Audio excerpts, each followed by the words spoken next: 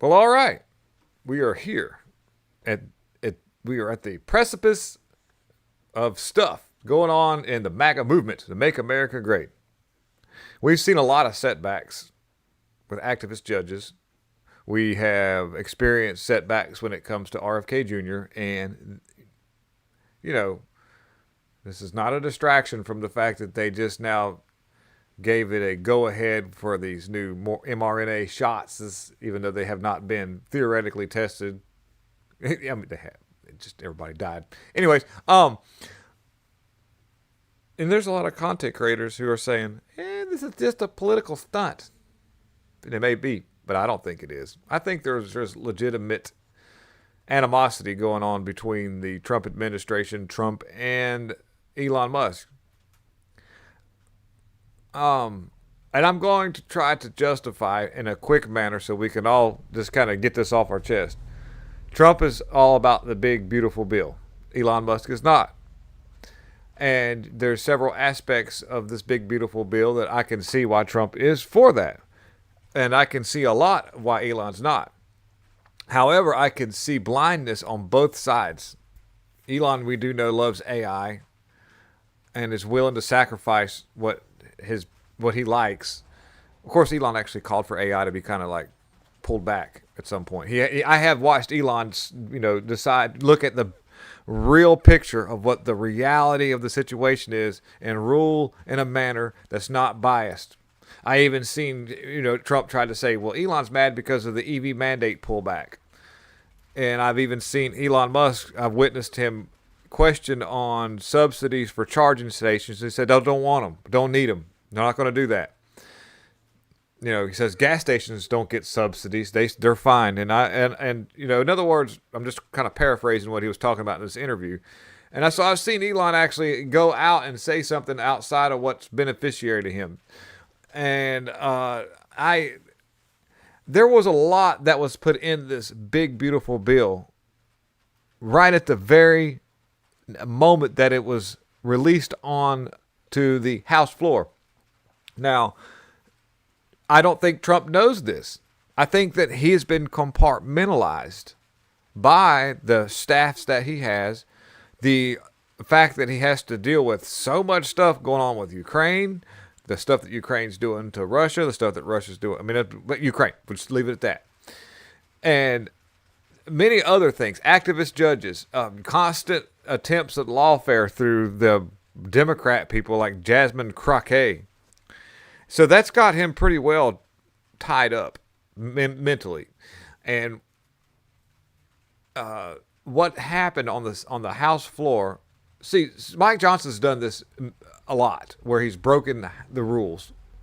I don't know if you recall, while Biden was still president, Thomas Massie said, "You know what they're going to do?" He said they're going to do a rush through vote and force a vote on a bill and they said they were not going to do that anymore. Right at the big end of Christmas, everybody could go home for Christmas because everybody had to be with their family. And what gets me is I'm a little bit disappointed in Congress whenever you take on a job that's extremely important, because every move you make has a domino effect that lasts for hundreds of years. What you decide on right now doesn't just end right there. It's going to be a domino effect and have something that will occur for long. So we got to hurry up and go home. We want to be there for Christmas. Well, I understand that, but at the bigger picture is like, you are here to decide the fate of this country for hundreds of years to come, if it lasts that long. And these people take off on Fridays. You're always getting off. Let's go home, everybody. Yeah. So there's a lot to be said by the work ethic of our Congress. Democrats work to tear us down. Republicans work just to go home. And Marjorie Taylor Greene says, well, I didn't know that was in that bill. Well, she probably didn't. But the fact that Mike Johnson, which we know is a snake, decided to break the 48-hour rule, then the 24-hour rule, then at the very 2 seconds there was stuff added into that bill, and that involved really atrocious AI and encroachment on. I understand we have to. There's people in the comment sections who say, "Well, AI is We got to have it because other people have it. If we don't have AI to fight their AI, it's all one entity, guys, and it's all geared against us. In my opinion, it's already self-aware, and it's going to move in a direction that's better for itself, not humanity. And so we're in a bad place already. So, anyhow, we don't need to speed that up. I mean, but that's in that bill. A lot of medical tyrannies is brought. Just sign from the spending. Okay, fine, spending whatever. But the fact that they've got in that bill where it's an expansion of Act 213 that's taken on in New York and other places where they can decide to do really terrible medical things to you when they see you as a medical threat. It's really there's a lot more to that. But I'm just saying that's in that bill. And that's really got me not supporting it at all. Just those two things by itself. And Elon's about the financial aspect of things. And whatever, that's good. But the fact that AI and that medical tyranny thing's got me pissed off. Does Trump know about those two things? Does he know the stipulations of what they want to do with AI that involves our demise in the long run? And the medical tyranny they want us to be forced onto us? I mean, I'm not sure. If he does, that makes me a little bit suspicious. I'm not going to infight into our party, but I am going to say that, in my opinion, I think that what's going on is healthy. I think that this is healthy for our side. I know it doesn't sound like it. I know that Democrats run lockstep, but their agenda is destroy, destroy, destroy. Ours is to try to build. And if you ever got a lot of people on one job site trying to build something, you're going to see infighting because everybody's got a certain way they want to do something to make it right. So that's normal. I've seen it. So got a bunch of head and halves. We should do a 1-on-12 pitch. No, we got to have 3-on-12. No, long story short. This is normal, and I think that this is healthy. Now, what the end of the results is going to be, now, recently came out that Elon and he's pissed. He's going to pull back a lot of his technology. In all honesty, what Trump wants to do involves Elon. It needs him. They need each other. And, the stuff with Epstein, we already knew about that.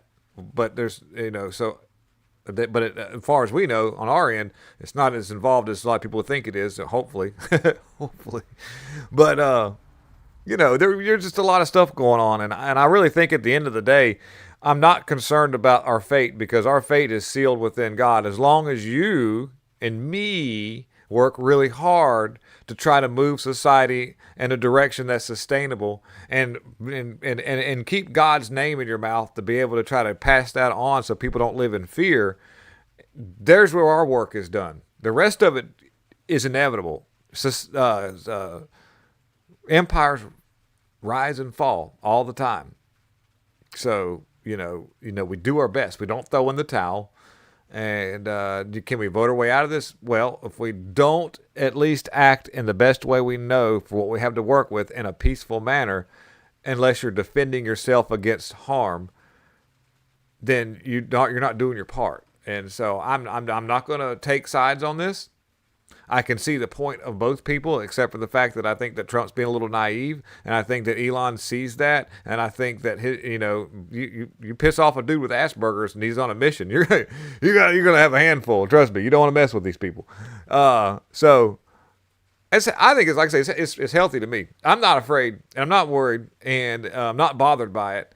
And matter of fact, like I said, it's not, to me, it's not a political stunt. It's just what it is. So anyways, guys, leave me a little comment in the comment sections. I'll look through. I want to see what you guys think.